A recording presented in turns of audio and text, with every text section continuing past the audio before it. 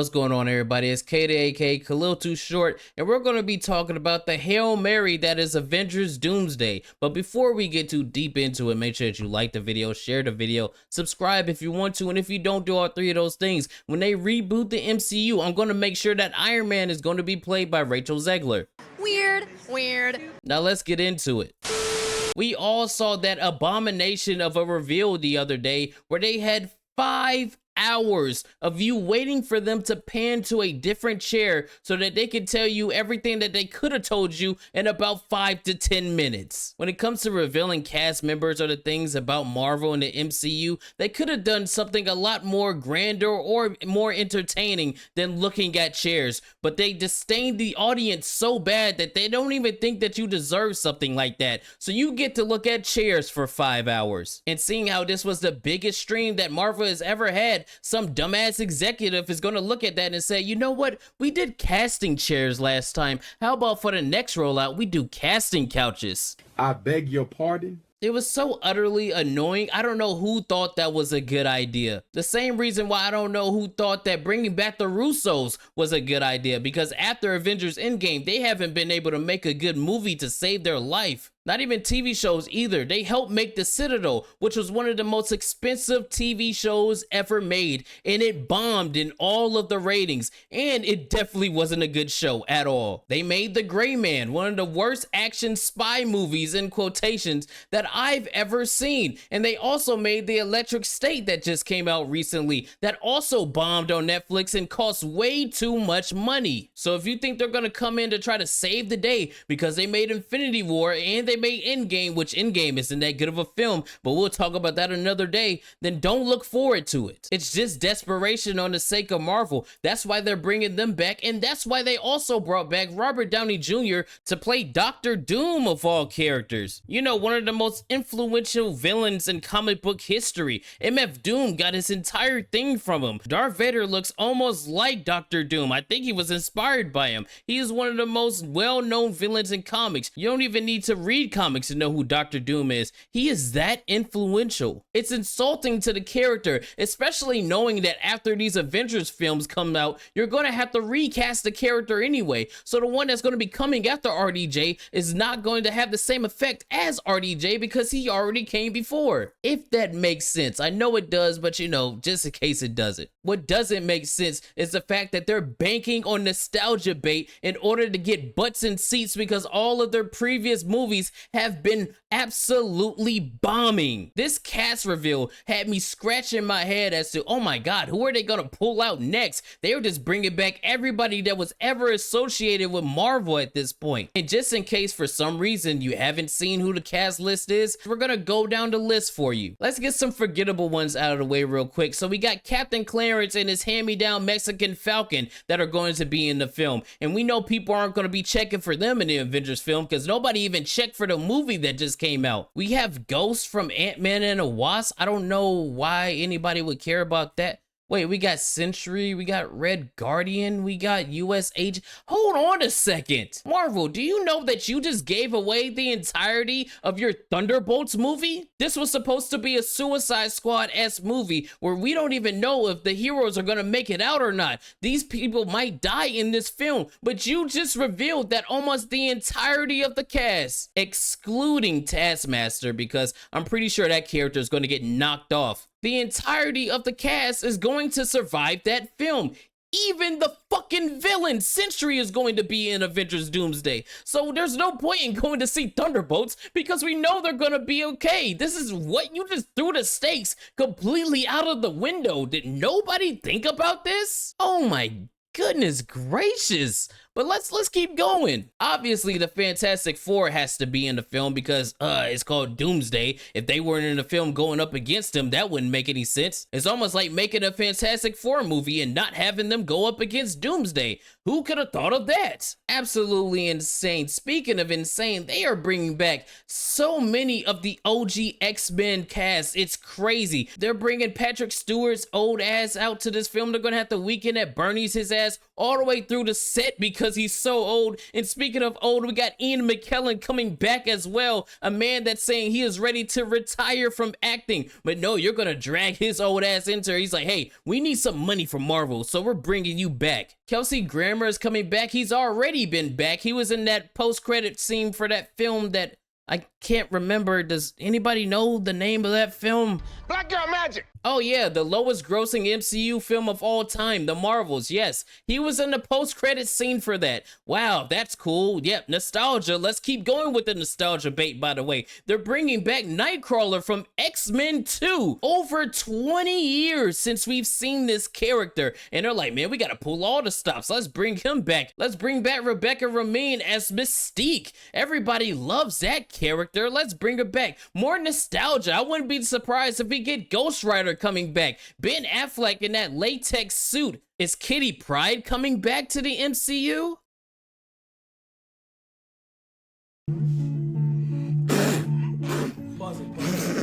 Oh my god, Shang-Chi is coming back to the MCU. We haven't seen him since his movie of Wasted Potential, the one that shoehorned in his sister out of nowhere, Marvel's Katie, which brought the film down tremendously. And a third act that's so wonky and so fantastically stupid that it ruined everything that that film could have done. Truly, that film could have been good if they knew how to do it right. Just make a kung fu movie about a father and son relationship. It would have been so much better, but it's like they didn't even know how to do that. And everybody's favorite stock photo actor, Simu Liu, has finally got another job. So congratulations to you. You're gonna be in the next Avengers film. It's just like fucking candy at this point. They're giving it to everybody. They're even bringing back the Black Panther characters. And Baku was coming back. He's gonna be running around there.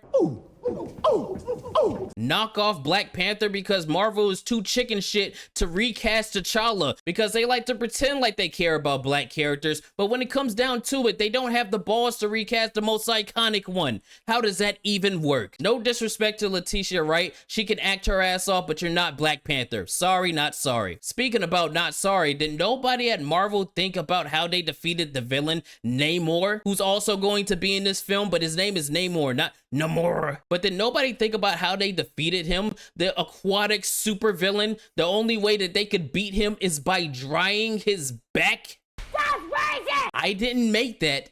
They did it. They also put in the turntable drum style shield generator as well. Yeah, I don't know if you could tell, I hate Black Panther emotional manipulation, man. I hate that movie, but let's keep talking about the cast of this one. They're bringing back Loki. How is Loki gonna be here unless you revert all of his character development for the 2 seasons of his show? Whether it's god awful or not, it is. How are you gonna bring him back? Are you just gonna do a little cameo with him holding all the timelines together? Because there's no other way you could have him in this movie. Damn, I forgot about Ant-Man's little ass in his film. God, let's get him out of here. Yeah, he's gonna be in this film as well. Chris Hemsworth, who just came off one of the worst superhero movies I've ever seen. I swear it looks like a car commercial every time you look at a scene from this film where he just got shoehorned in as a parent at the end of the film for some godforsaken kid that came from the villain who you will never see again. You will never see that child ever again. You ruined Thor. You made Chris Hemsworth not even want to work with Taika Waititi anymore. So I don't even know what you're going to do with this character, but thanks for bringing back an OG.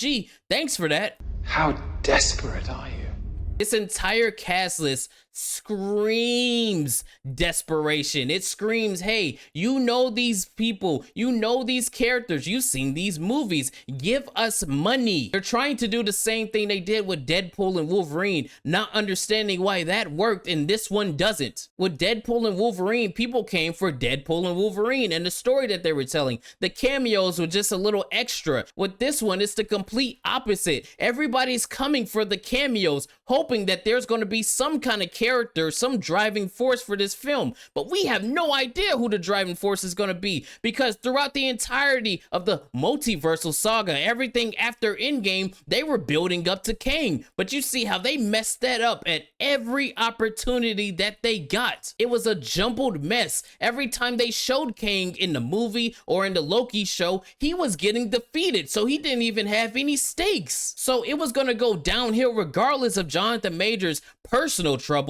Kang just wasn't going to work. So this is the hard pivot. And it's not a thought out one as well, because we all know you're gonna reboot your universe, so all of this doesn't matter. All the stakes that you're gonna build up in these two Avengers film doesn't matter. All the characters that may or may not die doesn't matter, because it's all going to be rebooted. So why should we care? I made a video about that like a month ago. You should go check that out. Why should we care about any of these characters or the movies that you're making, knowing good and damn well you're gonna reboot? And we know you're not done announcing people, because we don't even have Hawkeye, we don't have the Hulk, we don't have Doctor Strange. There's a multitude of characters that you haven't announced. This film is going to be so bloated, 50 plus characters in a fucking movie. Man, you're not gonna have time to establish no kind of character development. It's just gonna be on go, on go, on go. I don't even know how you're gonna make it work. We know you're hurting for money. We know you want people to put asses in the seats, but my lord, you're just throwing everything at the wall and hoping that shit sticks, when the only thing getting stuck to you guys is the middle finger, because nobody's going to the theater and nobody's going to your god-awful subscription service to watch your shit. And that's in large part to you for telling stories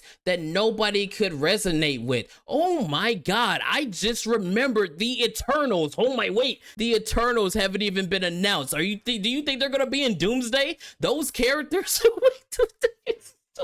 That movie just reminded me of why the MCU was failing. They were appeasing to weirdos that were never going to buy their stuff. Kevin Feige came out and said that there were going to be more females than males in the MCU. Like that was ever a problem. Like everybody ever cared about the ratio between male and female and not the stories that they were telling instead. Now you got a bloated roster full of female characters that aren't good and a roster full of male characters that are lackluster. I mean, look at this tweet. You got people crashing out right now. Out of the 27 announced cast members for Avengers Doomsday, only 5 are women. That's not just a small number. It's a glaring reminder of how skewed things still are. How does this ratio even happen? I'm going to tell you real quick. Are you ready? Do you want to hear this real quick? Males make up the majority of comic book sales back in the day. Males make up the majority of movie ticket sales right now. Males make up the majority of a lot of these circles that these females try to get into. Not saying there's not females in the circle, but the ratio looks something like what you just said. So it makes sense that there's more male heroes than female heroes. That's why you don't appease the weirdos, because once you go one way,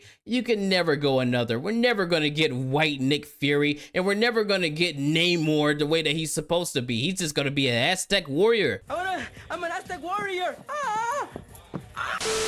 All in all, this entire reveal, this screams desperation. This screams, man, we are on our last leg. This is a Hail Mary right now. They are bringing back everybody. Don't be surprised if characters from way back in the day start coming into this film. We know Toby's gonna be in it, Andrew Garfield. They didn't even announce Tom Holland as Spider-Man, but you know he's gonna be in the film as well. I wouldn't be surprised if they bring in Lou Ferrigno as the Hulk. They are pulling everything that they have right now to try to make some kind of buzz, to try to make this thing work, because it hasn't been working for going on 5 years at this point. When you have to bring back Robert Downey Jr. after giving him such a good send-off in Endgame, you're admitting failure. When you need to bring back all of the OG X-Men from films that aren't even tied to your universe to try to generate some kind of buzz, you're admitting failure. When you need to bring back the Russos, who made some of the biggest movies you've ever had, you're admitting failure. There's nothing about this that is positive. I don't know why anybody is clapping this on. All they're telling you right now is that we were right. They have been fucking up. They threw their core audience aside. They started throwing shit at the walls. They stopped caring about a narrative that was overarching over multiple movies. They started giving you homework. You needed a subscription service to a failing platform in order to understand what was happening. Everything that they were doing was just failing. So this right here is, hey, we need money. We need good buzz. And if this film comes out and it's not good, I swear on everything that I love, I will dissect every single scene and roast this film, because they don't deserve my goodwill. They don't deserve my benefit of the doubt. I am an OG comic lover and superhero fan. I was at Iron Man 1 back in the day with my mom. I was at Avengers Endgame and Infinity War back in the day. Hell, I watched Endgame in Kuwait in the Middle East at 12 o'clock at night surrounded by a bunch of foreigners. I was there for you guys and you told me to fuck off, so I'm not giving you the benefit of the doubt. Y'all let me know down below, do you think this is gonna be a win for them? Are you excited to see all this nostalgia bait thrown in your face? Do you like the jangling keys? Let me know and we'll talk about it. And if you don't do that, I'm gonna send Brie Larson after you running with no socks or shoes on. If you ever seen her La Cienega feet, man, that's a scary sight, bro. You don't want that. So do something in the comments, like, share, and all that stuff. Is that like a personal attack or something? But as always, y'all be easy. I will see you on the next one. Peace out, man.